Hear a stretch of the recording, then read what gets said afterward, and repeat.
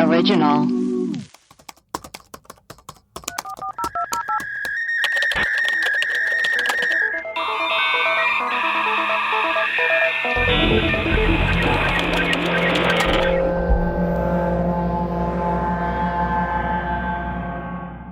Hello, and welcome to Web Crawlers, the podcast where we do a deep dive into some of our favorite mysteries. Each week, we will introduce our topic, lay out our research and findings, reveal some conspiracy theories, and conclude with our own hypothesis. I am Allie Siegel. I am Melissa Stettin. And I'm producer Maria. Cool. Melissa, who are our new patrons? We've got Kat, Leah, Liana, Leah. Is this a joke? And Rebecca. Startlingly similar first Weird. three names. Weird, guys. Weird. Well, welcome, ladies, to the club. Now for our episode of the day. In continuation, I am so excited with Women's History Month. Today, we are going to be talking about female spies. Ooh, my dream job. Honestly, yeah, I think all of our dream jobs. I think at one point we were looking into how to be private investigators. True. But you have to have a law degree in California, so we couldn't do it. That's ridiculous. It's a little bit too much. Some of the most talented and undetected agents working across countries to win wars from the beginning of time. Get top secret. Well, I don't know. Not from like Eve, Adam and Eve. Eve was a spy. Yeah. Eve was a spy. Wow, Eve I believe was the it. Original spy. Get top secret information and settle controversies. Let's get into it. This first sentence I wrote, I tried to sound really smart. Okay. Women have oft been written out of history. No, you did not say oft, Allie. You did not say oft. I had a moment last night, particularly the history of war. War is a man's game, started by men, played by men, won and lost by them. However, this is not entirely the truth. Dun, Whoa. dun, dun. That's really that's crazy. That's insightful and I'm intrigued. Know. Tell me about it. Oft was a little much, but I liked it. No, I think the off made it, to be honest. Okay, so first of all, there's been so many female agents, and what people don't know is that they've actually kind of won the wars for most of these countries and most of these wars because they've been able to go undetected. Right. Similar to our female serial killer episode, women are able to do things very covertly because people don't suspect them. And also they have different ways of maneuvering than men. Yeah, they do. And also, let's not lie, men are kind of dumb. So it is true that some of these women, although not all of them, some of these women use sex to get information. They think that the men's brains are in their pants, you know? Mm-hmm. That's for sure. And women's brains are in their boobs. Melissa. Are in their ovaries. So these women sometimes would go undercover as secretaries for people that they wanted to get information from. Oh, that's good. And then they would seduce the men and make them fall in love with them and then get information from them and then leak the information. So we'll be getting into that. And there's these really cool sisters who seduced and killed Nazis. It's really interesting. I found this article in The Atlantic and it says Maxwell Knight, who was a male officer in the MI5, which is Britain's CIA, basically, started wondering, could women be used as agents? Are women people? Are feet shoes? He thought okay, women spies could seduce men to extract information, but he said they could not be oversexed or undersexed. Huh. They just had to be a little bit sexed, apparently. They couldn't be too hot or too cold, or else they would have too much charisma and scare someone off, or they wouldn't be able to attract their client. He said they would find her terrifying. This reminds me of playing The Sims, honestly, because when you're a sim and you're trying to get a husband, you'll put them off if you don't kind of treat if you try to flirt with them too early, they'll be turned off. Well, honey, that's dating in general. Let me tell you. Yeah. Yeah, that's true. Yeah. You can't go on too strong from the beginning, and you can't just not flirt at all, or else you'll be friend zoned. So to that effect, it's the exact same with spying. This is what I found so interesting. And I actually learned this from a drunk history episode. Great. Which is crazy to me. Was I in it? You were not. I'm really sorry. They cut you out. So Harriet Tubman. They probably did. No, they had a big talk about it. They cut you out. Harriet Tubman, in addition to running the Underground Railroad, was also a spy for the Union during the Civil War. So she learned all this stuff from running the Underground Railroad, like secret routes.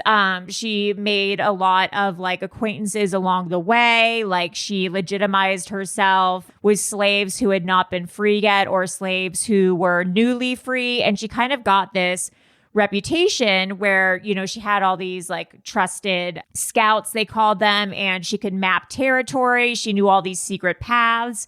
And so the Secret Service were like, Harriet, can you help us out as a spy for the Civil War? So she got $100 from the Secret Service, which was obviously like a lot less than what any other spy got. It's really crazy. Tubman was able to get information that helped Black troops remain like unharmed during the Civil War. Nice. So she was able to like hugely protect the troops that she really cared about. She also, with information that she was able to get from spying, she created and like oversaw this like expedition, this like war move along this colonel.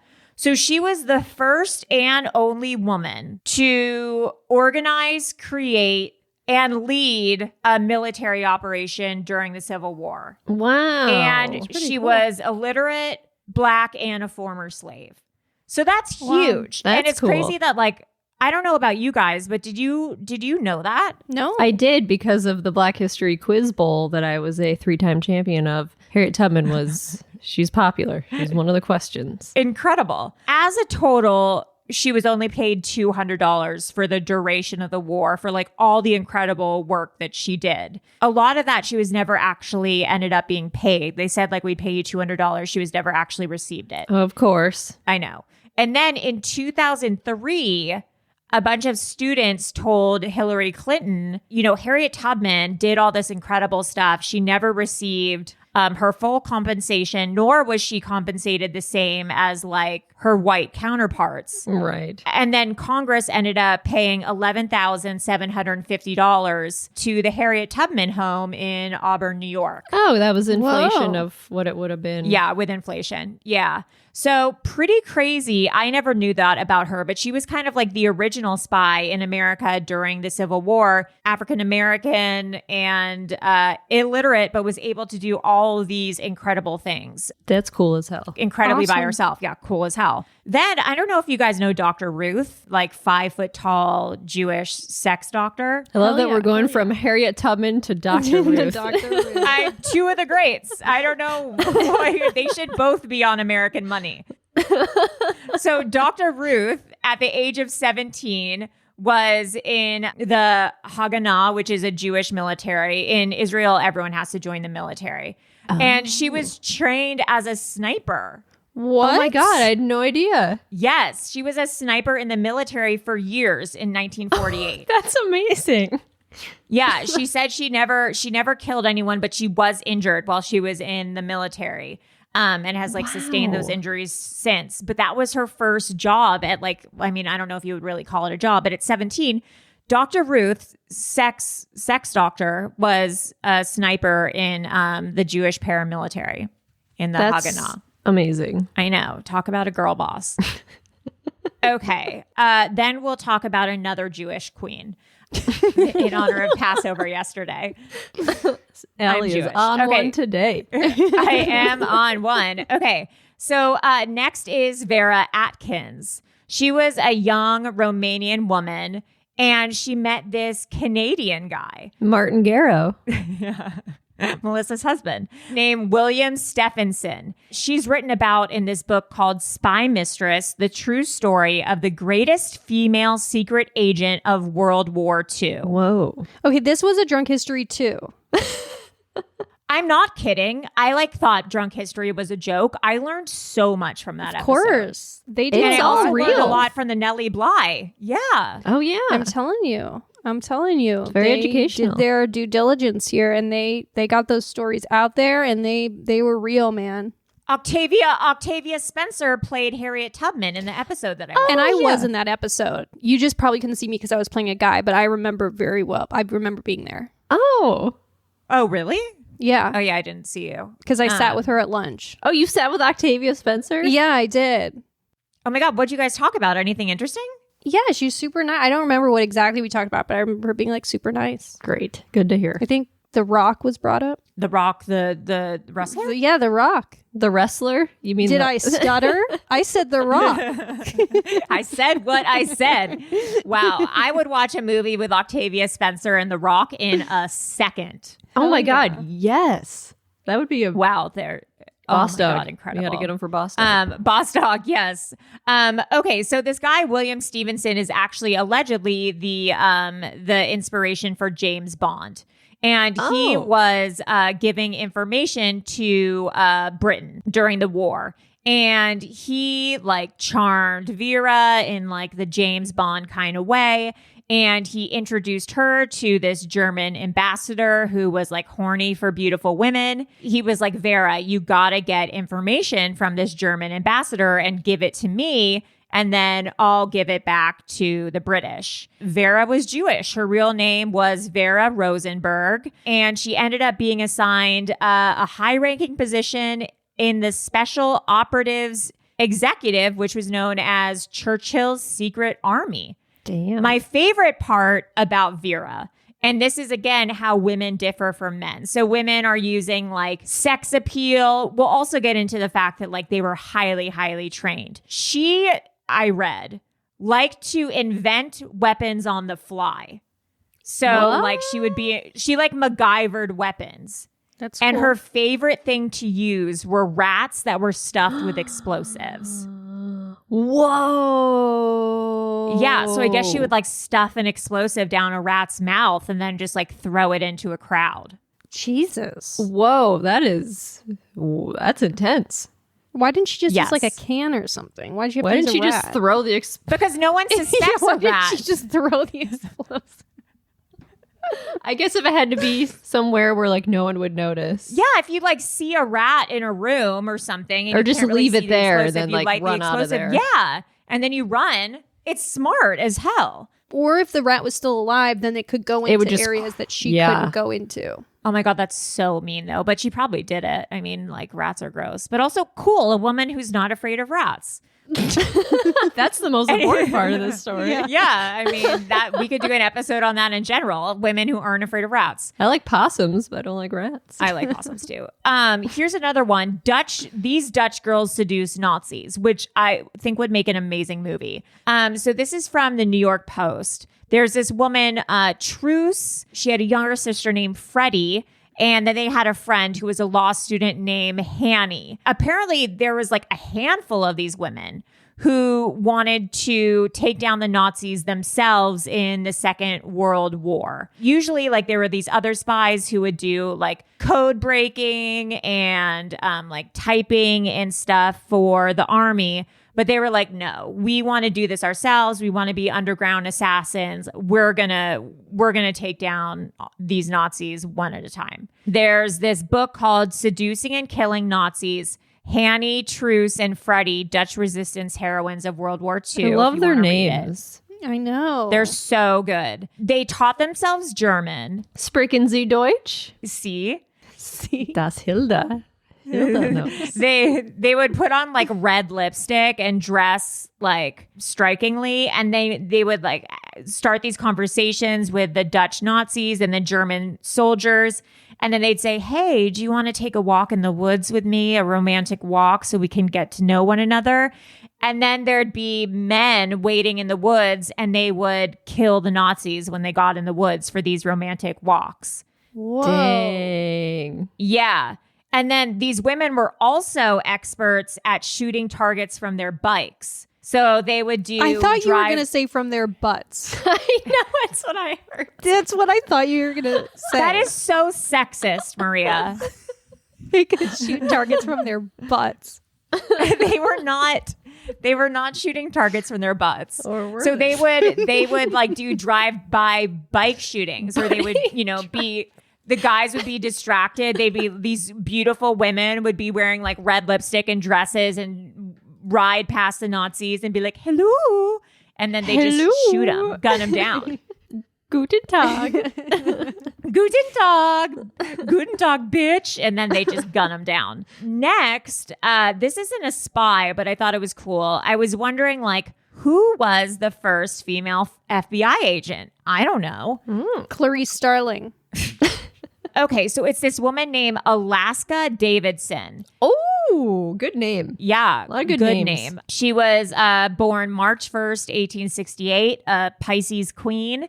She died in 1934, and she was originally a police officer, and then she was bumped up to a special agent for the FBI, the first agent, at age 54. Whoa. It's hard for women to get later in life jobs, but maybe the FBI is a good job to search for. Yeah. She was hired by the director of the FBI at the time, William J. Burns, Mr. Burns. Ooh, Montgomery Burns. Montgomery Burns. She earned a salary of $7 a day. And it's more than I'm making. this was like the early 1900s? Yeah. What would that be now? I think that's like $350 a day now. No, it is not. I'm sure her male counterparts made more. Either way, the reason she was hired was because of this thing called the Mann Act, where the FBI was trying to stop sex trafficking. So they started hiring female agents to the FBI. $219. Oh, that was close. That's actually pretty good. Wow, Dang, that was Maria. really good, Maria. Thank you. Math wizard. And that's also a pretty good amount of money. So they were trying to do this thing called the Mann Act to stop sex trafficking. So that was the first reason they started hiring female FBI agents to go undercover and infiltrate sex trafficking rings. So she was the first one, this woman, Alaska, age 54. However, since she was older, she was more like in charge of the other women that they hired because she couldn't so easily get into the rings. Then there's this thing called like the secretaries who I talked about who would seduce like the men and get information from them. And this was called the Secret Secretaries of the British Security Coordination. This was again from MI6. It was in 1940 under Winston Churchill. Allegedly 800 young women were employed by this, and they were sent out as secretaries across the world to kind of like seduce their employers and get information from them and then send it back to Winston Churchill. Only 8 of these women have revealed their stories today. So we only know the stories of 8 of them. Yeah. And one of them, the most famous, is this woman, Amy Thorpe. Her code name was Cynthia, and she worked for the agency. And I think she was Churchill's favorite spy, from what I know for some reason. Maybe she could shoot things out her butt. I'm not sure. And then there are these D-Day girls who are kind of the most well-renowned, who helped win World War II and sabotage the Nazis. So we're so fortunate today to have Sarah Rose. She's author of the national bestseller D-Day Girls, The Spies Who Armed the Resistance, Sabotaged the Nazis, and helped win World War II, which is described on Amazon as the dramatic untold history of the heroic women recruited by Britain's elite spy agency to help pave the way for the Allied victory in World War II. All right, let's take a quick break, and then when we get back, we can talk to Sarah Rose.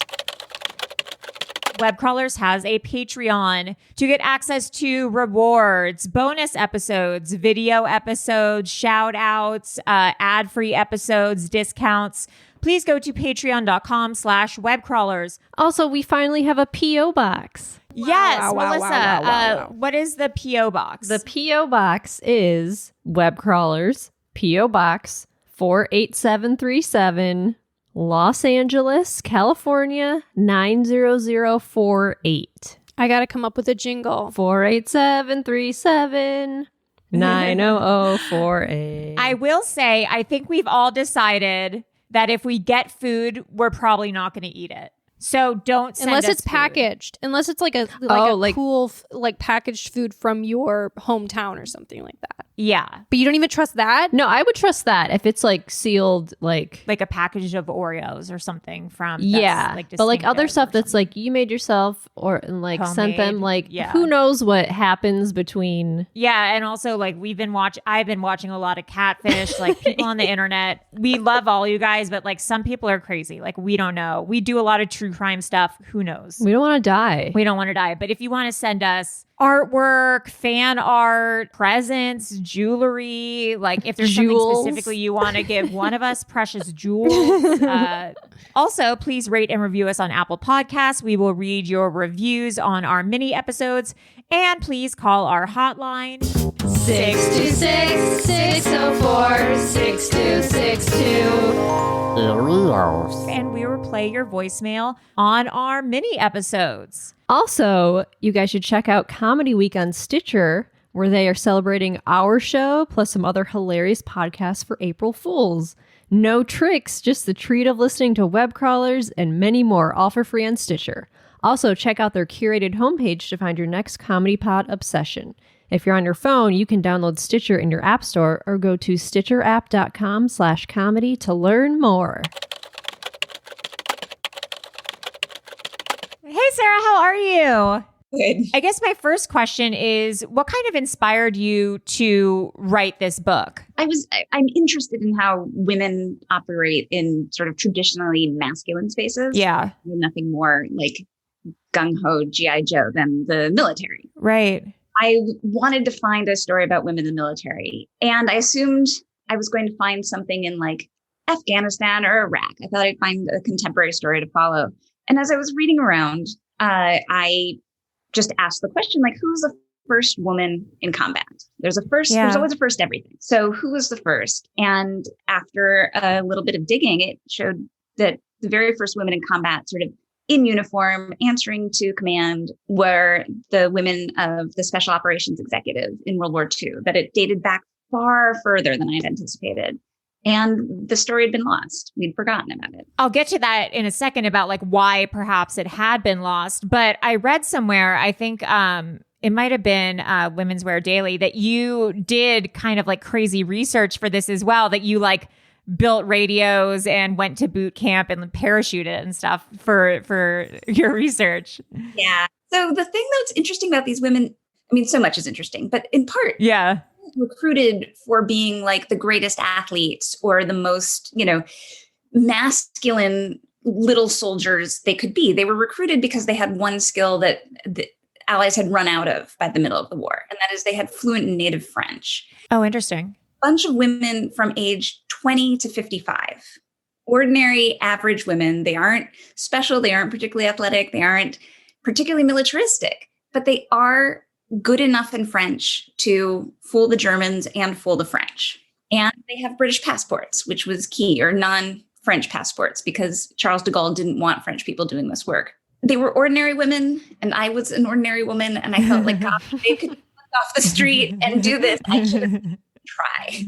Well, I mean, it gave me a lot more respect for what they did. I would make an absolutely worthless spy, but it totally gave me insight. We keep contemplating whether or not we'd make good spies, and probably not, but we want to try at some point. So you mentioned, like a lot of these stories have been erased, and we talked about how even, like Harriet Tubman did spying during the Civil War, which we weren't really privy to. Why do you think like there's such erasure of women who have been like spying or in wars and things like that? Because men write military history and women don't. Interesting. I mean, that's and that's really the obvious answer. There are other reasons too. There's a failure of leadership, right? At the end of a war, everyone's writing a story that makes themselves look best. Yeah. Yep. So in France didn't want to look like a collaborating nation. They didn't want to look like they'd been humiliated by Hitler.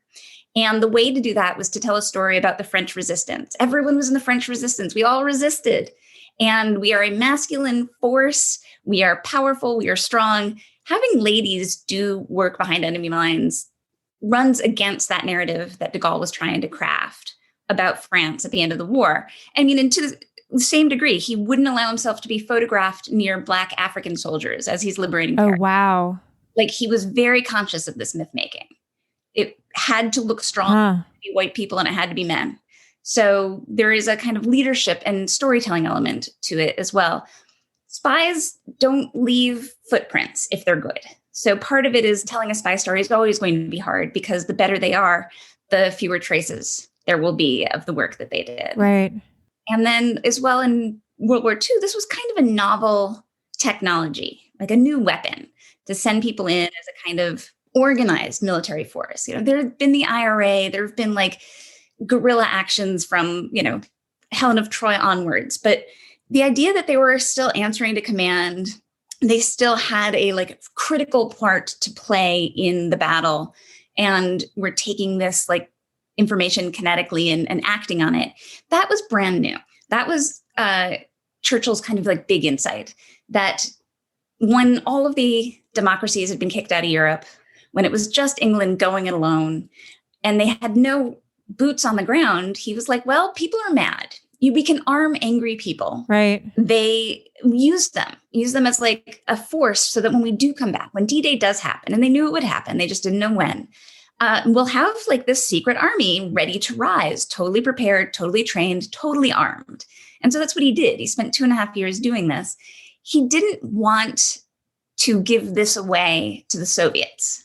It was kind of a new technique, and it had been really successful in France and in other places like in Norway. And he didn't want like the Soviets suddenly to like recognize what they're doing. So there was a big effort to keep these stories quiet. So like to that effect, I guess, like, sorry to interrupt, but like what kind of things were they trained in? Because you said, you know, these are kind of normal women whose main skill is language. What else were they trained in? I mean, they were trained in communications, so Morse code and telegraphs and cryptography. They were, trained to sort of work underground. So you were trained to build up an identity, to pass messages, to work discreetly. They were trained in hand-to-hand combat. They were trained in weaponry. They were trained to blow things up. They were saboteurs. They were trained to jump out of airplanes into occupied France. So, I mean, they were given a proper short, but nevertheless, the first class, the one that I concentrate on in D-Day Girls, they were given very little training, under a month. As the war progressed and the Allies realized that the women were pretty good at this, there were more, this is a resource we can draw on, but they're underprepared. They started doing much more in-depth training, 6 months, the kind of training that men would get for the same situation. So that is what they were trained to do. And they were very, very successful at it. I was going to say, this is kind of like a broader question, but who are the D-Day girls, the most notable ones? There are a couple of answers to this question. In their lifetime, this was classified information up until about the early 2000s. So most of these women weren't celebrated because the files were locked. And there were still a few, but they didn't get the kind of celebration they got until we got to see what was in these classified files. Nancy Wake was an Australian woman who went into France, and she lived to ripe old age, and she was a big character. She was just sort of loved to tell stories about herself, loved to, hold up a bar and keep everyone entertained. And so she was quite celebrated in her day. We hear a lot about Noor Inayat Khan, who was Indian. She was actually like a descendant of an Indian prince, Indian and American, so South Asian Indian. And we hear about her for lots of reasons. She was a colonial. She was not white. She also is her father is the founder of a pretty successful Sufi sect. And so she has this kind of claim to like Sufi mysticism. So she's an interesting character. She was actually a pretty terrible spy who got other people killed. But we hear a lot about her because we want there to be women of color in these stories. We want non-traditional stories that are fun and exotic. So those two tend to be the most famous, the most circulated. But there were 39. And then there's Virginia Hall, the American. So the very first woman to do this kind of work wasn't doing sabotage work. She wasn't parachuting in. She'd been in occupied France with an American passport. And that prior to Pearl Harbor, we hadn't declared war on Germany. So she was allowed to be there when no one in Britain was. So she could act behind enemy lines with like a kind of freedom that no one else had. And she was a liaison agent. She could coordinate getting money and clothing to people and communications. And she was just sort of a hub for all of the male spies that they were sending in at the same time. She was the very first woman, but she was an American. She had a wooden leg. She lost a leg in a hunting accident. Yeah, she had her wooden leg and she named it Cuthbert. So a wooden leg. Oh my God. I think she was actually in, Maria used to be in a show called Drunk History. And I think they did an episode on the female spies. And I think she was one of the women that they portrayed in that. I read also, I don't know if this is accurate or not, that one of the thing about these women is that there were also, a lot of them were like mothers and they had, like children at home and their husbands were off at war. So they had to kind of make this personal decision of like, am I also going to go and leave my children? What was the nature of like a lot of these women's home lives? Like, were they single or what was going on there? So they covered, again, from 20 to 55, you get an entire range of sort of the female experience. There was one mother who, she had 3 little girls at home. Her husband was off at the front and she was French born, but married to a Brit, which gave her a British nationality. She's interviewed and she says, send me, like, I want to go. Like her life, she felt was kind of stultifying. And she also felt she had a very feminine response to the request, which is one of the reasons I found her so interesting. This is Odette Sampson. She was 30 years old and she framed the question in the language of motherhood. She said, France is gone. Europe is gone. My daughters are English. What happens to these little girls? Like if Britain falls too, shouldn't I, as the mother, do everything in my power? And if I have this unique skill that like they're so desperate for, they're actually like breaking their own rules and hiring women to do it, shouldn't I answer that call? And so she managed to sort of tell the story as a female story, not like I'm leaving my kids behind in a convent school, which she also did, but very much like I'm doing this for my daughters. Huh. That's so interesting how all this is kind of done with such like a female perspective. I guess this is like my last question, and I don't know if this is something you know about, but is there a prevalence of female spies today in relation to how it was in the past, or anything like that? Are you aware of any kind of statistics in that way? I'm not up on the statistics at all. Neither are we. So the answer is yes, just because if you have a tool, you want to use it. Totally. Yeah. And there are things that female spies were sort of instantly better at than male spies, which surprised the Allies. But the minute they saw it, they like made use of it. Women are caretakers. Women are listeners. This is something we're trained to do from the cradle on. And when you're recruiting a secret army, when you're behind enemy lines, when you're looking for assets, you're not finding the best soldiers. Like the best soldiers are at the front, they're in jail, they're dead, or they're working in a factory. Like the best soldiers are not in civic life. It's the worst soldiers, teenage boys and old men. An entire like world together at war, right? They're working the family farm, they're taking care of their mother, they're taking care of their sisters. You go up to them and you're like, hey kid, we need you.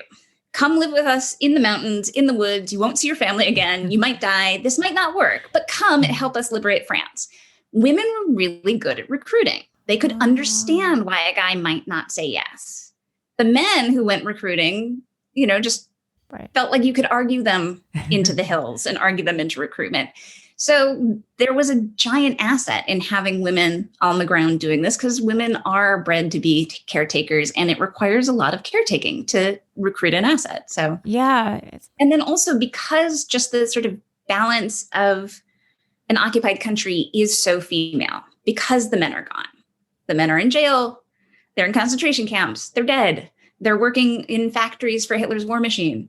There are so few men that they stand out. If you're sending a good fighting fit 26-year-old who looks like a soldier, what is that guy doing here? And why isn't he crippled? Why doesn't he reflect the fact that we're at war?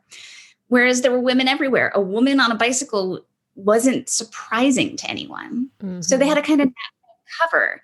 And we forget, like we today as Americans forget, we had to learn this all over again in our forever wars in Afghanistan and Iraq, that the battle spaces are very female. If you're in a traditional culture, right? Iraq, Afghanistan, you send a unit of teenage men, young 20s, into a village where the men are gone and it's just women and children, you have a diplomatic disaster on your hands. So we started sending women along with these units, calling them combat support, and doing exactly the same job in all but name. But we weren't considering them combat troops. So this is how the US military ended up lifting the combat exclusion entirely, because the women were there and the women were necessary. The women were keeping the rest of our guys safer, but we were calling them combat support instead of combatants. So that is how we got integrated. We had forgotten in 75 years that in an occupied country, the battle space is female. I had totally assumed that like the military was like a super masculine place. It is, but the playing field is female. Gosh, that's so crazy. This is so interesting. Yeah, no, that's just great. I can't wait to read the book. I'm going to order it on Amazon right after you go, because this is like, I love stories. I know. We've learned, we've fascinating. researched so many people for this episode. It's like so illuminating, all the women who have kind of like changed the direction of where these wars could go without really having any notoriety from it. Sarah, if people, we introduced you before you came on, but if people want to read your books or find any of your work, where can they do so? Sure. Well, anywhere books are sold. We love it when you buy from independent booksellers who need you right now. Mm-hmm. I can offer you a link if you go to prh.com/ddaygirls, all one word.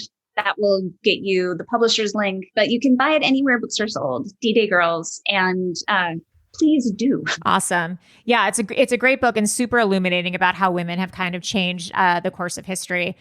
Sarah, thank you so much. We're really appreciative of your time, and this is really illuminating. Oh, my pleasure.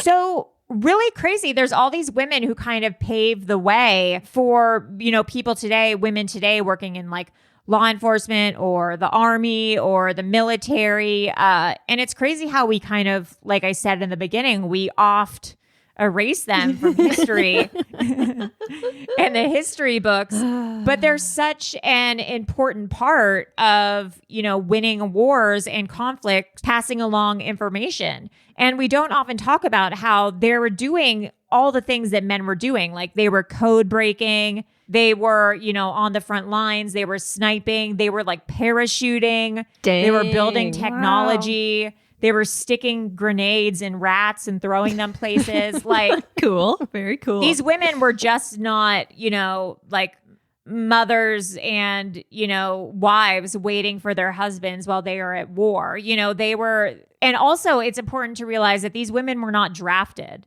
Like they weren't going to war because they had to. These women wanted to. Right. And so that's also an interesting distinction, that like the men at these times are going to war often because they were drafted. All these That's women true. like felt a internal cause to do this. And also it's something that they were interested in. Like much like the web crawlers were interested in, figuring things out and like I would have solving became crimes. a spy back in the 100%. World All War the II. time, Yeah. I think that I should be in the CIA. Like I have no skills and I'm not strong and I can't fight. But I think in any kind of situation, like I could find things out from someone. Yeah, if I you'd be wanted to. unsuspecting.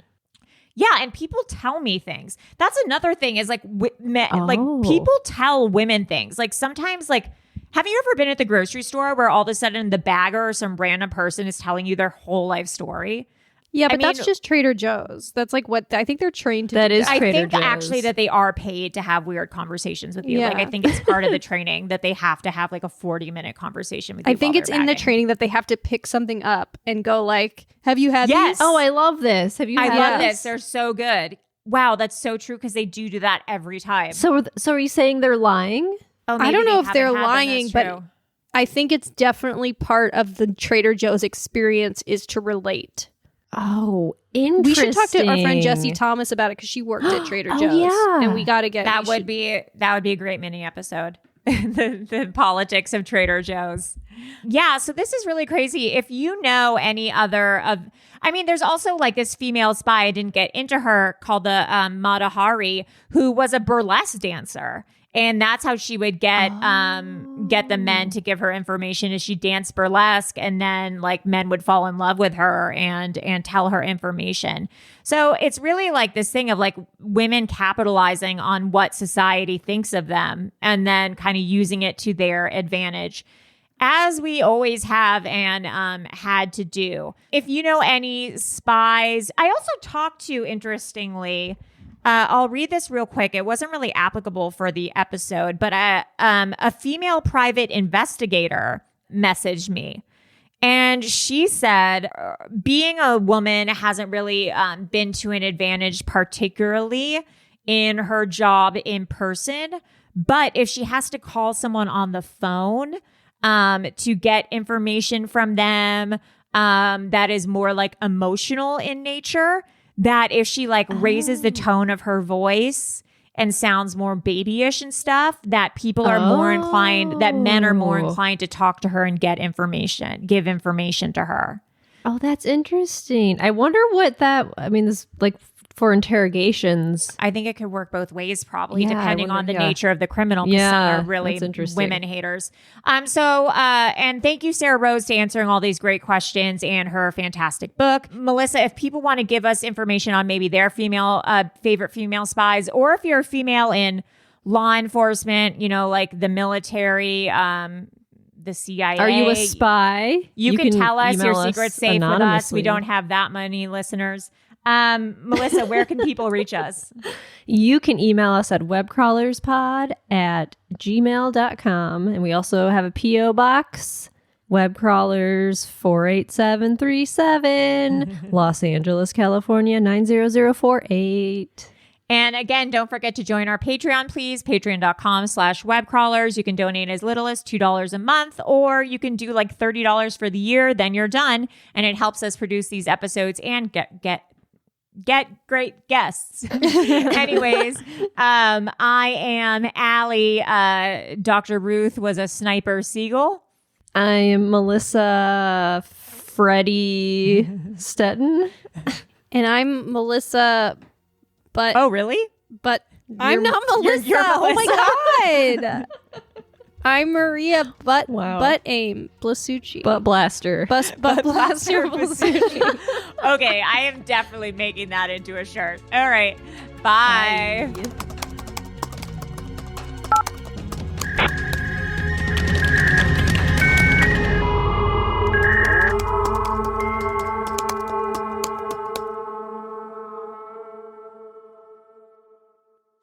An Erios original. Powered by Acast.